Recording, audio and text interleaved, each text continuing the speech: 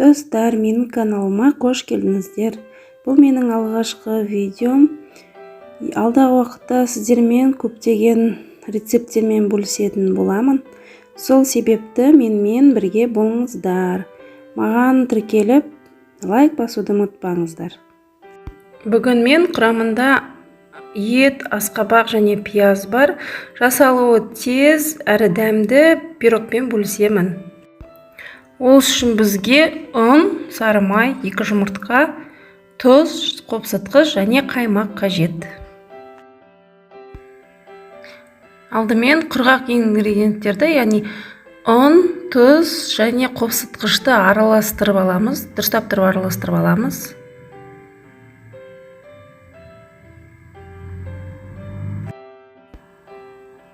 Сосын осының үстіне бөлме температурасына мен алдын ала шығарып қойдым.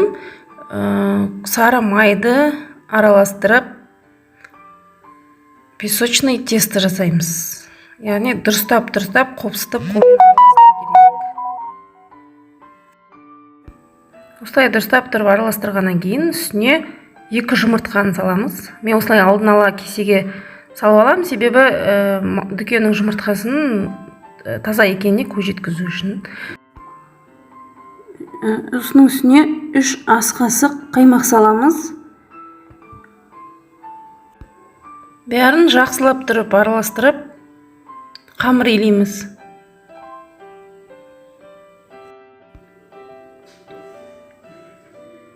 Өзімізге ыңғайлы болу үшін тақтайға немесе осылай подложкаға қамырды салып біріктіреміз. Қамырымыз жақсылап бірігу керек, сонда ол қолға да жазбайды. Осындай болады.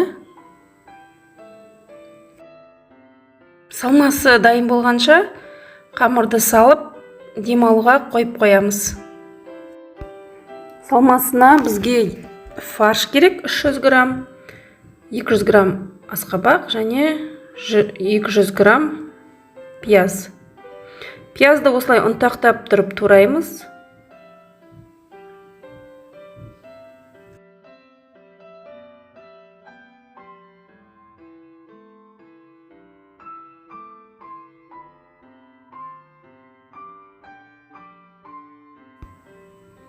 Асқабақты да ұнтақтап турап аламыз.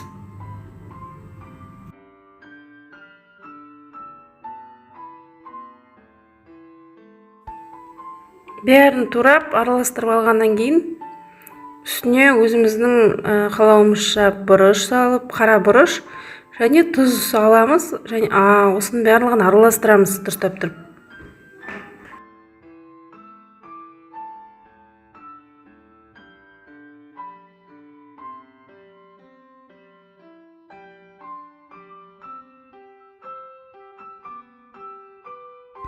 Салмамыз дайын, жақсылап тұрып барлығын араластырып алдық.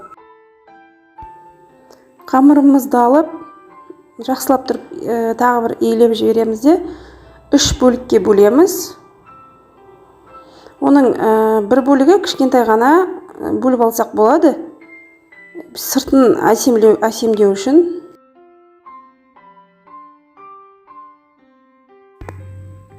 Бір бөлігін, астыңғы бөлігін иілеп, дөңгелетіп илеп алып, противенге салып аламыз.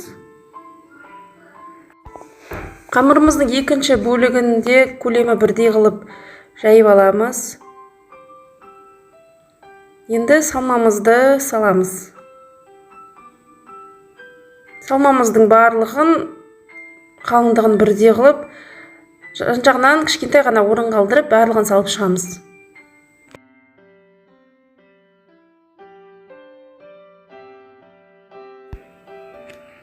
Бетіне апарып қамырымызды саламыз. Жан жағын түйіп шығамыз. Осылай етіп бүгіп әдемілеулеріңізге болады. Яғни әркімнің өз қалауынша әдемілеп шығады жан жағын. Ортасын кішкене ғана ашамыз. Пышақпен болсын, қолмен болсын. Піскен кезде ауа шығу үшін. Жаңа алып қалған үшінші кішкентай бөлігімізбен пирогымыздың бетін әсемдейміз. Яғни кімнің қолында қандай форма бар, сонымен әсемдеуге болады. Менің қолымда мынандай жүрекпен мастикаға арналған форма бар, мен сонымен қазір әсемдеп көрем.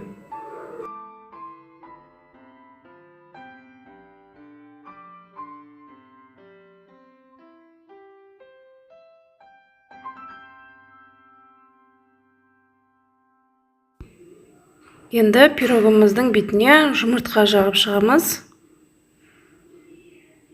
Және мен осылай кунжут септім. Бұл да әркімнің өз қалауынша. Енді 180 градусқа 60 минутқа духовкаға жібереміз. Пирогымыз дайын болды. Менің ойымша түрі керемет болған сияқты. Қазір мен сіздерге кесіп көрсететін боламын. Пирогымыз өте дәмді болып шықты. Осындай пирог жасап, сіздер жақындарыңызды немесе келген қонақтарыңызды қуанта аласыздар. Достар, назарларыңызға көп рахмет. Менімен бірге болыңыздар.